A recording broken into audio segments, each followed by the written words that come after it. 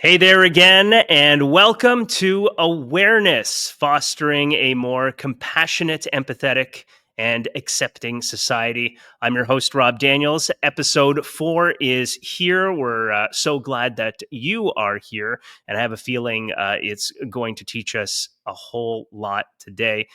Here to help us do just that is my very special guest, Katy Viccary. Hello. Hi, Katy. Thanks so much for being here. Thank you I so much. really appreciate that you put the time in to come by the studio and be willing to share your story and mental health journey with us. I think that's super important. For sure. Thank you for having me and shining a light on this important topic. Yeah, and I just want to say thank you so much. If you've been following along on the episodes thus far, don't forget to click like and subscribe wherever you get your podcasts, YouTube, Spotify, Apple Podcasts, etc. This podcast can be heard and seen amongst 42 platforms. So thank you so much wherever you may be watching or listening to this podcast.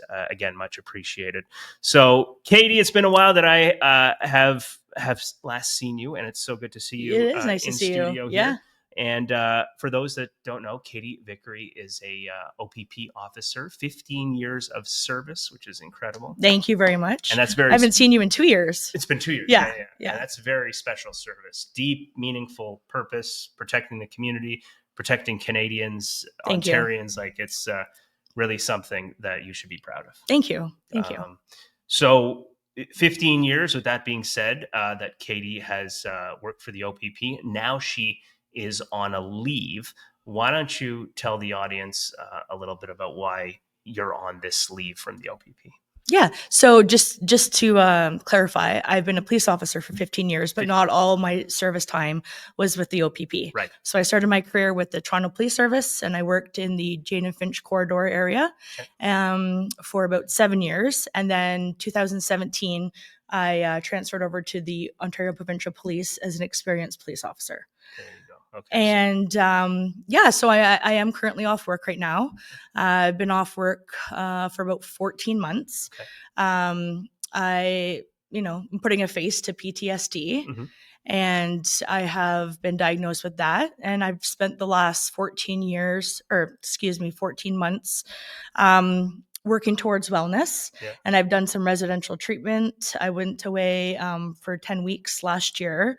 And then I've done a few other 1 week through like Wounded Warriors, Valhalla Project Trauma Support, and some other outpatient programming.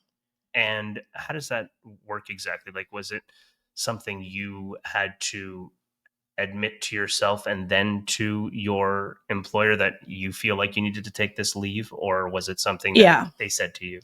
I think it was a long time coming. Yeah. I think I probably put it off for probably a year or two longer than I should have. Yeah. And I was really struggling, and I was dealing with, to be honest, like suicidal thoughts and things of that nature. Yeah. And it was basically a dumpster fire at the end. And I just reached out to my manager, and through the OPP, we have something called the Encompass program. And I can't say, enough wonderful things about it. You can call, and basically you have help within seconds. They helped me get into the residential treatment center that I attended last year. I think the wait list is like a year long, and I got in within 6 weeks. Okay. And so very blessed in that regard. And I just, took a knee from work, and when I go back, I'll be stronger than before. Yeah. But I definitely needed to take this time to work on my wellness, to be a better police officer, mother, daughter, all the different roles. And did you find that your employer was quite compassionate and supportive when you said, this is what I need to do for my wellness? I did. Yeah. I was I still am very well supported. Lots of, colleagues, civilian or uniform or otherwise, all the way up, chain of command. I have lots of people checking in on me and seeing how I'm doing, and giving genuine support, right? Yeah. It's not just lip service. Yeah. So it's like they actually provide the services for you. Yeah. Which is even if it's just like coming by and having, a coffee on my couch and so that I don't feel isolated or, like I'm being shunned. Yeah. It's not that at all. So when were you first like diagnosed with PTSD? And you had told me away from this episode that it's also ADHD and depression. So each of them all around the same time for you. And was there anything specifically that triggered these diagnoses? I think back into university, I was struggling with depression and anxiety, and took some medication for that. And then, here I am, 23 years old, fresh out of university, policing, working long shifts, lots of overtime in a very high crime area within the GTA, and traumatic incident after traumatic incident, trauma, trauma, trauma. They say like the bricks in the backpack. Yeah. And I think I was in my third year when I realized that, I was struggling with kind of departmentalizing some of this trauma. So I had reached out to our employee family assistance program through the Toronto Police Service. Yeah. And I found a local service provider up in my area where I reside. And I call her my earth angel, and I've been seeing her for, the last 13 years. And she's been with me like since my first appointment to present. I'm doing pretty intensive outpatient programming with her right now, different modalities of therapy. Yeah. And so she kind of, knew me at my baseline, through the thick of it in the last 2 years when things were, really difficult. And then presently. I'm sorry, so is that your psychologist? Yeah, it is. So psychologist, and she's been with you for 13 years. Yeah. And it's great when you find a connection like that works so well and helps you manage these. And that's the thing I tell people all the time. It took me going to 6 different clinicians to find the person that I jived with well, right? I equate it to like finding your spouse. You're not just going to marry the person you go on the first date with. There was lots of things. The environment, how did they make me feel? Exactly. How was the chemistry between us? And so, I call her my earth angel. Even when I was doing residential treatment last year, she would, because you're under the care of a doctor there, she would Zoom in for all of our meetings. She was like part of the case management team. So, I think that has made a world of a difference too. Yeah. You don't have to keep sharing everything with a new clinician. Right. We have that rapport. That's good. That's good. Because it's, like you said, just getting a good therapist is a difficult thing. Like you're saying, finding a good partner, you have to experiment. Yeah. And I take part in lots of different group therapies, and I find that it's a good mix of people that have found, clinicians that they work well with. And unfortunately, some who just can't seem to find the right clinician. But I always say, just keep trying, you know what I mean? Because it will pay off in the end. Yeah. Yeah. Very true. Let's go through each of your like diagnoses, you want to say in terms of symptoms. And I want to begin with because I listen, I'm fairly new to it as well. I was doing some research on this, trying to really figure out your situation, what you've been going through, beginning with complex PTSD. And like, what do you go through daily with that? What are the symptoms of that? Currently I'm managing it fairly well. Okay. Thank God for a good support system, an amazing spouse, the right medications, time away from my workplace where the traumas were occurring. But it wasn't always that case. And when I was, a couple of years ago, when I was, trying to convince myself and others that I was okay and that I wasn't struggling, I think that, destructive behaviors and sleep deprivation, in excess drinking, right? Like excessive drinking. So a mixture of family support, your kids and your husband being there for you, and therapy and medications is what helps you manage it. Yeah, and good, daily. Good friends. Like I've gone to a few different support groups, and I've met some wonderful people, and I keep in touch with them, and there's weekly Zoom meetings with all the different groups. And within that group you kind of connect well with one or two people, and then they understand what you're going through, you understand what they're going through. Some really unique friendships have been formed. That's good. Through the PTSD, right? So I'm grateful for that. Yeah, it's good just to be, open and honest about your mental health, and surround yourself with people that give you less judgment about that, and are there that want to help you. And Yeah.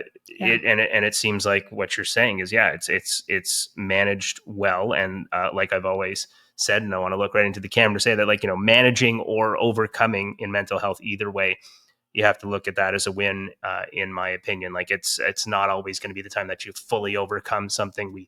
We feel the trauma sometimes, we get triggered at times, but if you find ways of managing, if you find ways of overcoming, Mm-hmm. those are great gifts right there. So consider yourself blessed if you can do either of that. So I'm happy to hear that from you. And we to touch on, like, a little bit about the ADHD. Um, and again, I had a friend, I have a few friends that have kids that have it, but like anybody, if you're not living in their shoes, you don't really know what it's like to help a child with ADHD, or you're like, unless you're experiencing it, which you say you have, you don't really know what the symptoms and what someone's going through with it. So what do Mm-hmm. you experience with it? Well, to be honest with you, when I was not when we were just kind of going through the exploration phases, the doctors were testing me for bipolar disorder. We weren't quite sure because I can have high highs and low lows, Mm-hmm. kind of like manic.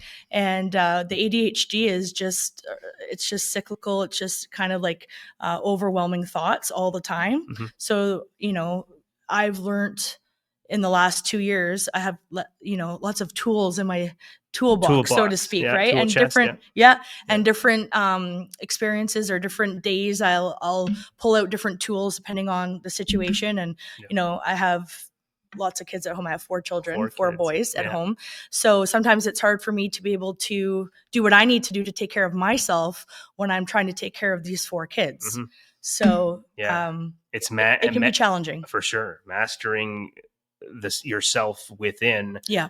Uh, it's a very difficult thing to do, and we have good days and we have bad days. And I'm Yeah. sure those kids are blessings, but at the same time, there could be days where they press buttons that Yeah. are like, Yeah. "Why'd you do that to me on this day where I do not need it?" And I think that just needs to be brought into awareness as well. That just that you are doing so well with managing and overcoming that.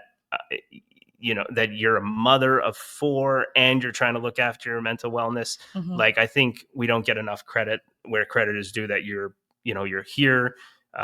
You're well, for the most part. You've gone through a lot of trauma, but you deserve a round of applause to just raise 4 boys. Thank that's you. that's Thank you. just something I you know It's a it's lot of it's energy. Yeah. a lot of Yeah. energy, A lot of especially when hockey. you're going through what you're going through. Yeah. So Not every day is a good day. I don't want to sit here and make no it sound like it's, rainbows sugarcoat. and yeah, Yeah, I'm not going to sugarcoat anything. yeah. I've been very transparent in the last few years with my struggles, and Hmm. I strive to just, shine a light and say, like, yes, I have PTSD, Yeah, and one day at a time. yeah. So with these, I don't want to say issues, these Yeah. challenges Yeah. that you're going through, and really for anyone, what do you recommend?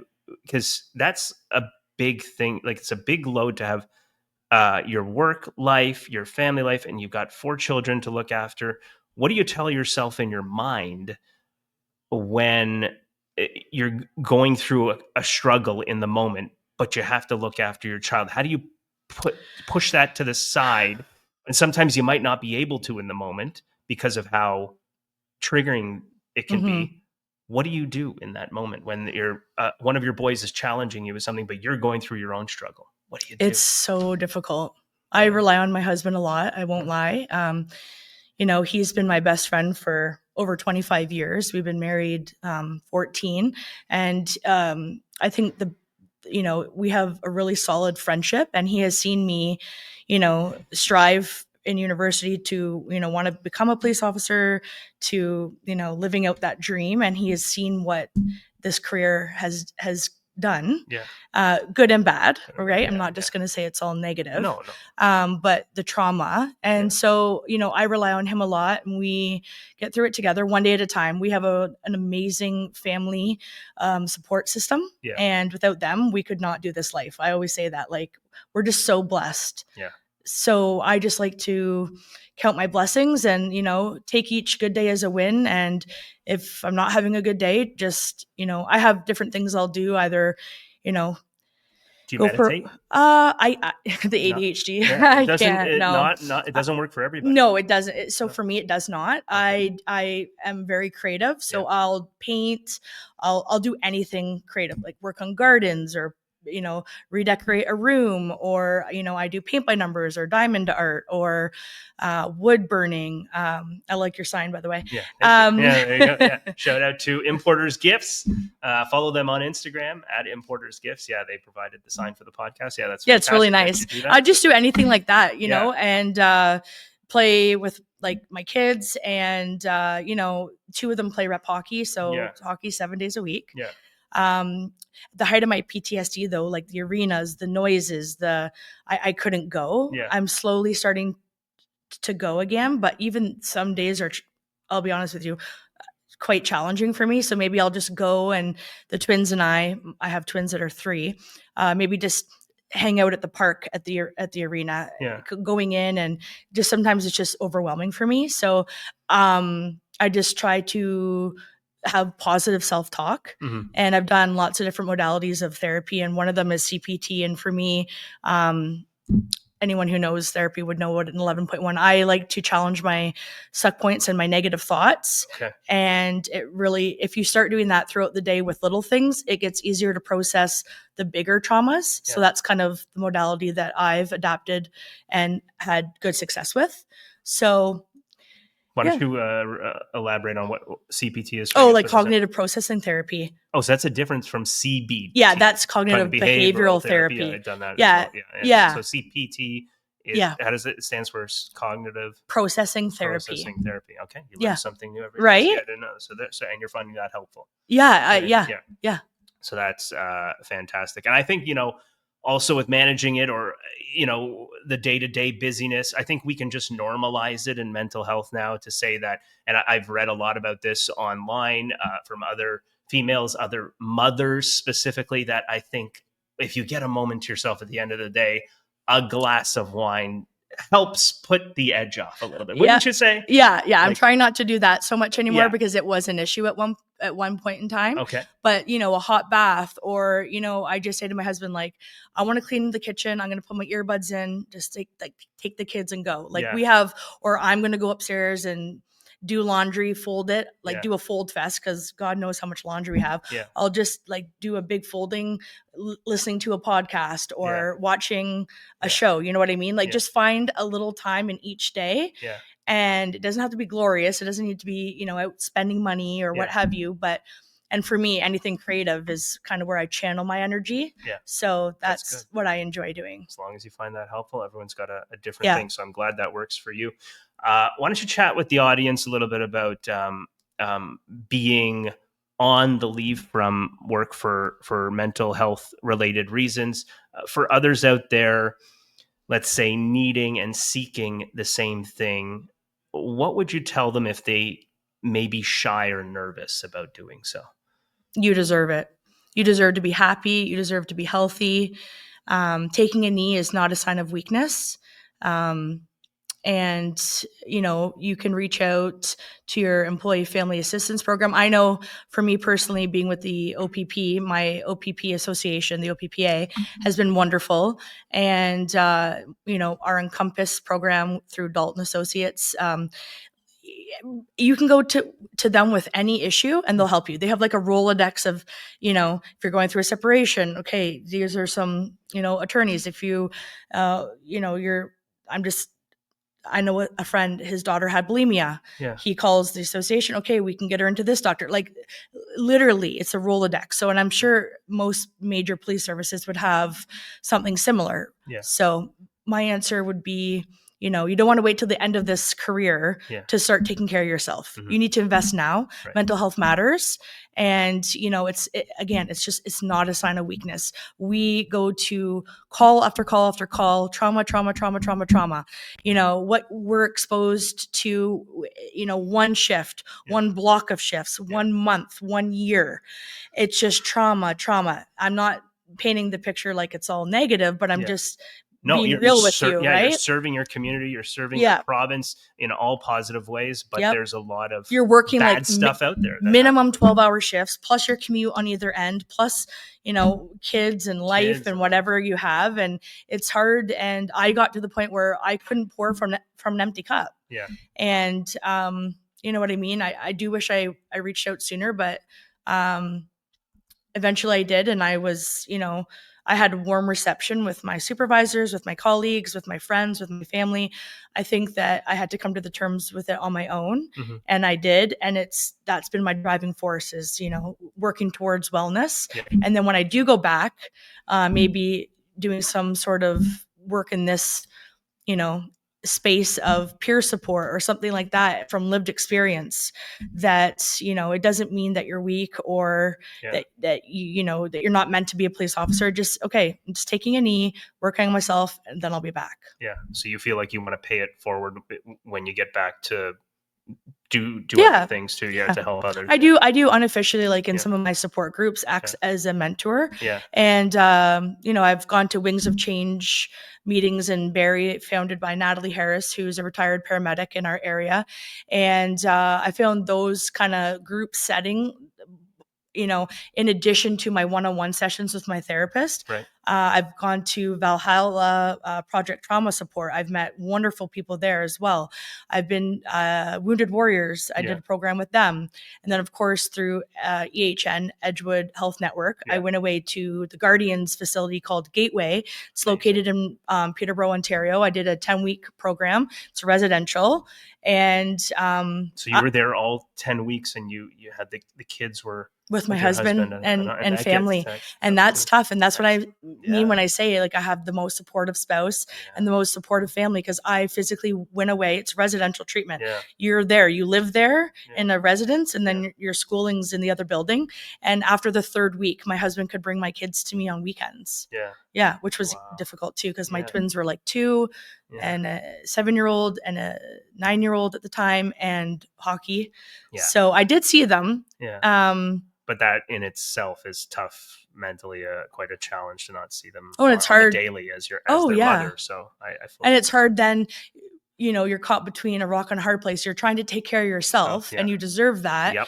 And you're you need to do that. I got to the point where I needed to do that, but then you're missing out on so much of your kids, So I checked in January 2nd of that year. And you just get over the holidays, and then so it was difficult. It was really difficult, but I was home before my birthday in March, and very forever grateful for the connections that I made there.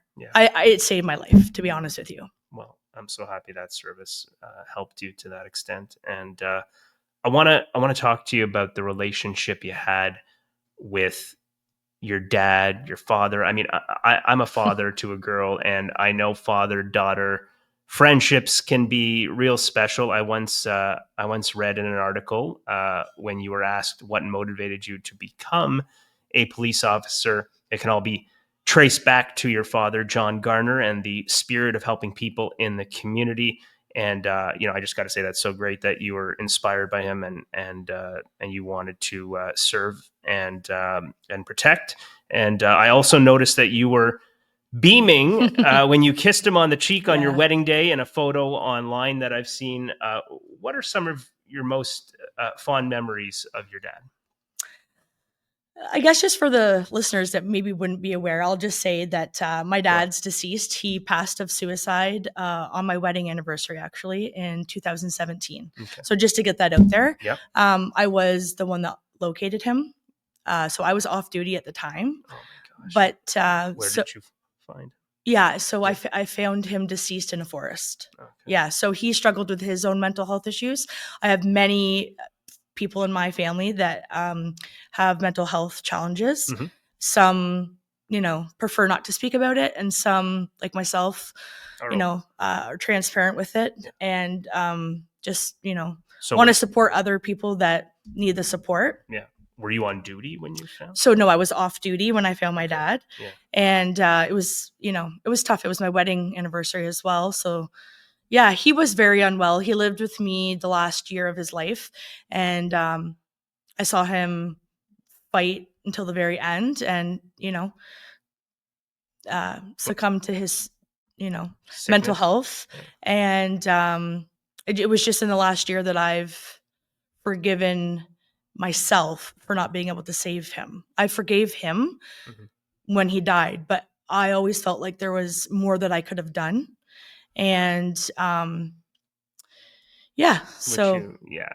back to the wedding day and the photo that you're referencing, I had over 30 amazing years with him. He got to walk me down the aisle, and that's the picture that you're referencing. And he was just so happy that I was marrying who I was marrying. He just loves my husband. And so that's all I can say about that. Without crying too much. No, I completely understand. So you were mentioning his mental health challenges. What exactly was it, if you don't mind speaking about? Why do you think? Yeah, I'm open about it. Yeah. So he struggled with depression, as did his dad, and as did many other males in our family. So he had an attempt 10 years prior in 2007. And thankfully, his attempt was not successful, and he sought treatment. He did some inpatient programming, sold the hockey store. So we had a store called Garner Sports. My great grandfather started it. My grandpa and my dad all ran the store. So it was then in 2007, he sold the store, got 2 big Bernese Mountain Dogs, and those were his joy, right? And lived 10 more years, and then I would say about a year and a half before he ended up passing, he was really struggling with his mental health again. So we were trying different medications. He was at different facilities. Unfortunately, the wait times between appointments can be months. And when you're really struggling, and I can speak to that myself, you need help now. And it can't even wait till tomorrow type thing when you're really in the throes of it, right? So so he passed in February of 2017. And that 4 months later, I switched from Toronto Police Service to the Ontario Provincial Police. And one of my younger brothers got hired with South Simcoe Police Service. So it was quite a big year. And my brother's actually working as a mental health officer for South Simcoe Police Service. So I think that this is maybe full circle. We just want to help people that are struggling. We understand it firsthand. I was a caregiver to my dad, who was suicidal, for over a year, like the day in and day out was, and I could see the struggle, and I could see he was giving it everything he could. And in the end, I just have to understand that, I love him to death. I'll see him again one day. And in the meantime, just take care of myself and my kids, because I know that's what he would be wanting me to do. Exactly. So this all happened to you, and it's got to be so hurtful, the grief. A lot of people talk about grief and how it's different for everyone, specifically for you with this tragic event of the passing of your dad. How do you handle the grief caused by this tragic event? I've learned that there was nothing I could have done to change the outcome. And that took a lot of therapy, a lot of 11.1s. I had like 33 stuck points about the day that he died, thinking that there was 33 things I could have done differently. And anyways, I've worked through that. I've put in a lot of work to swallow the fact that, I did my best, and I do truly believe that he's resting peacefully now. And he has 4 beautiful grandsons that, are as hockey obsessed as he was. And I'm just trying to take care of myself and take care of them in honor of him. And I forget what was the question. Yeah, I was just trying to find out, how do you handle the grief caused? And I've also learned that grief is not linear. It's cyclical. And, going back to like grade 3, the feelings wheel, I have to name it to tame it. Yeah. And just let the emotions come and hold space for it.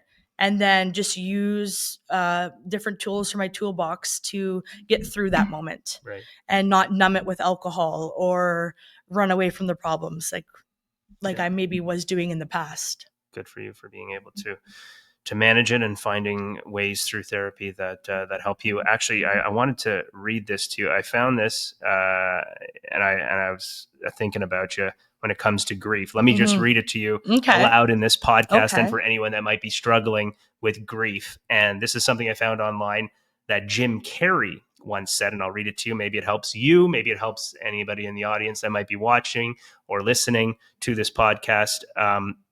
Jim Carrey once said, "Grief is not just an emotion, it's an unraveling, a space where something once lived but is now gone.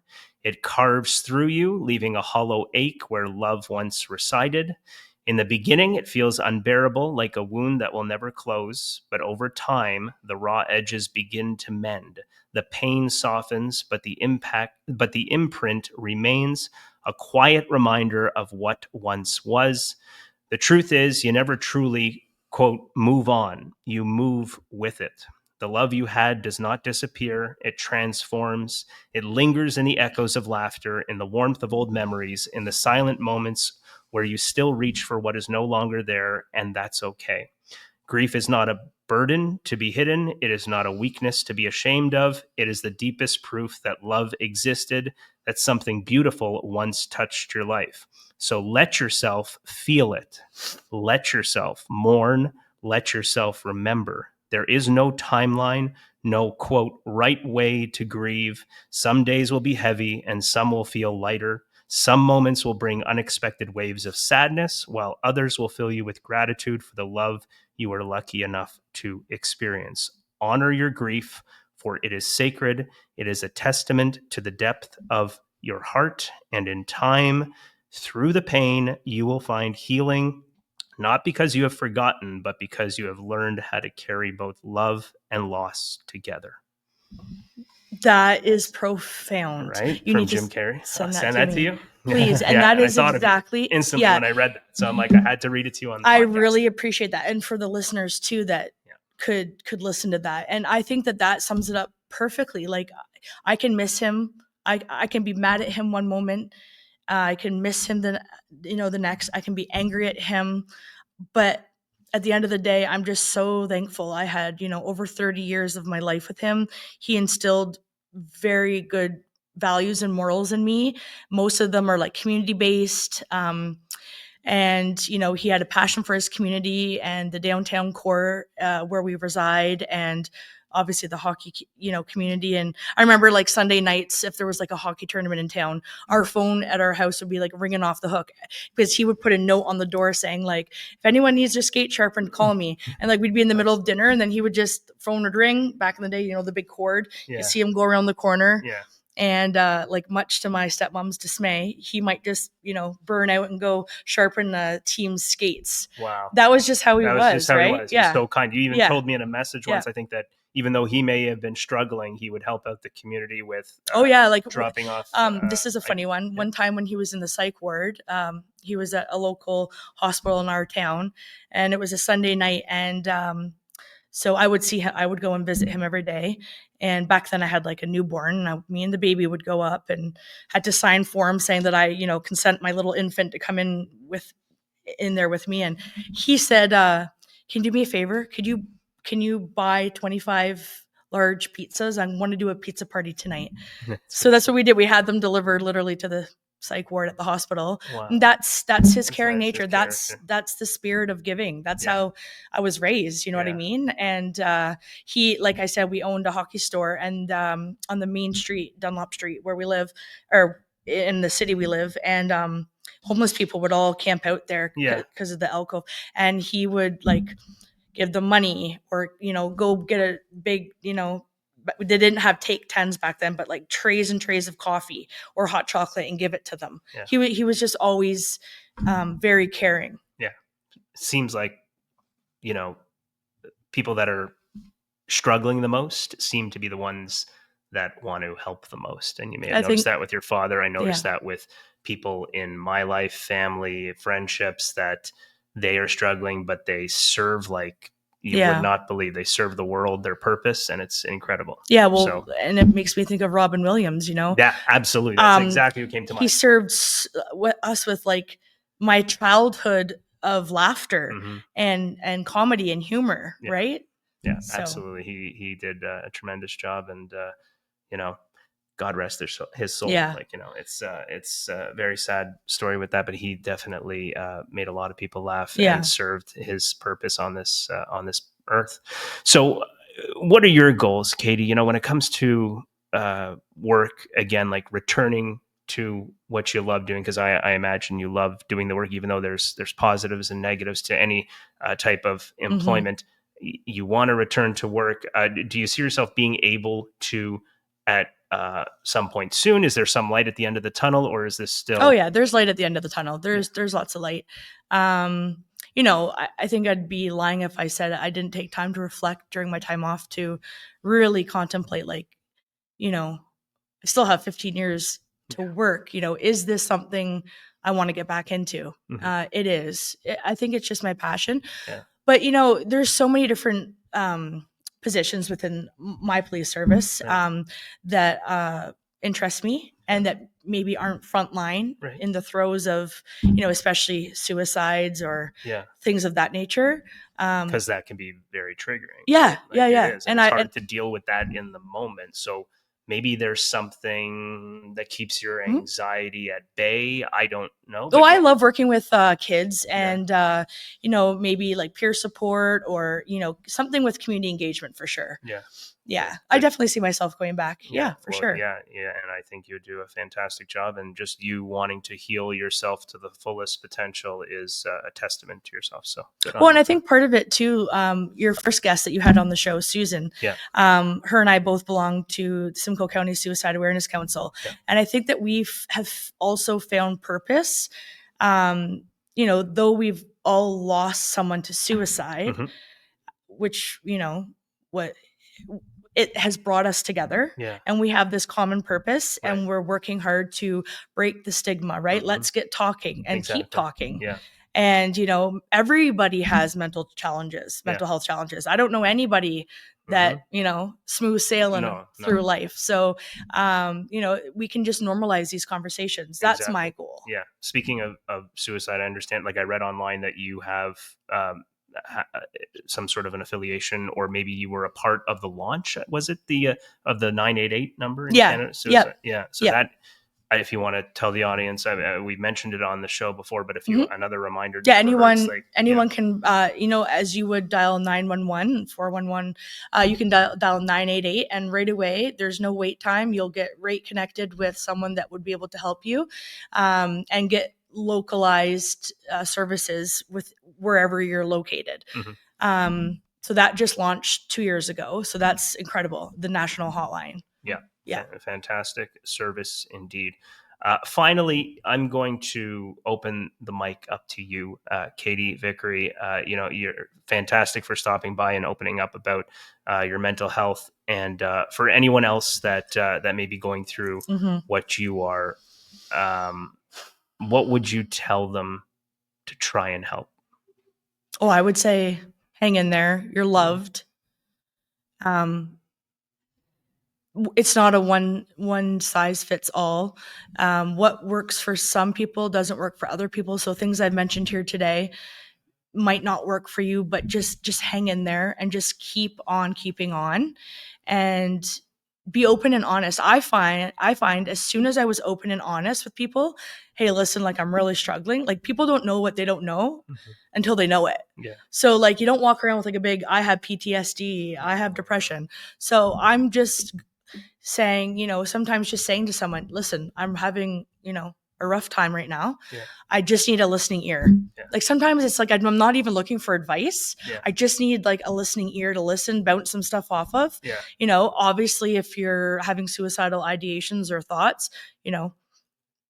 go to the nearest hospital or call somebody, seek help. Don't sit alone with those thoughts. That's when they fester, and then that's when sometimes. Yeah.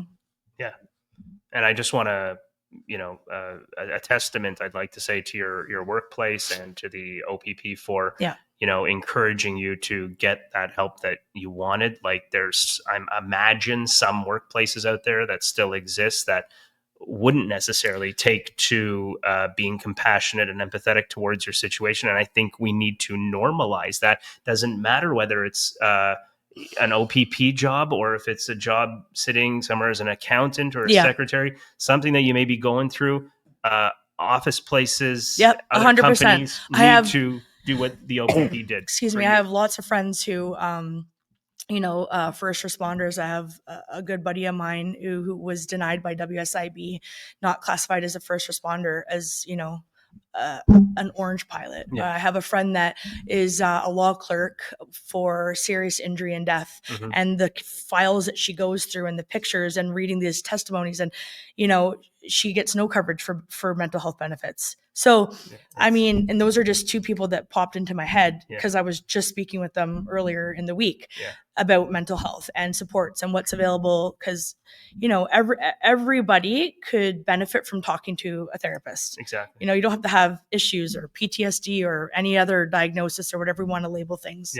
Just to work through, we've all lived through this global pandemic. We've, and I think people I'll leave it there. Yeah. What people need to also sort of embrace, and I know it's expensive, but if you want your employees to show up at their best, then I really believe we need to normalize putting aside, along with someone's compensation, that you need to up the traditional $500 for a mental health specialist when that'll take care of maybe 3 or 4 sessions. That may help someone and that'll be that for a while, but that puts a lot of strain on a person where they think, oh my gosh, I got to get better in like 3 or 4 sessions. And it may not be the case. We gotta emphasize that's gotta grow. I mean, I'd say anywhere between 1,000 and 1,500, but it's got to be double 500. I mean, just the way the prices are. I know 988 is a great service, but if you really need the help you need in an hour session, then we need to do something about that. So let that be heard here on awareness. Let that be heard, all right, please. I want to thank Katy Viccary for coming in today. Come here. You need a hug. I do. I need a hug. Thank you. All right. Okay. So sweet. And congratulations on your podcast. Thank you so much. This is Awareness episode 4. So thank you so much for listening, watching, wherever you get your podcasts. And don't forget to like and subscribe. Really, really appreciate you being here. That's Katy Viccary. I'm Rob Daniels. We'll see you in the next episode.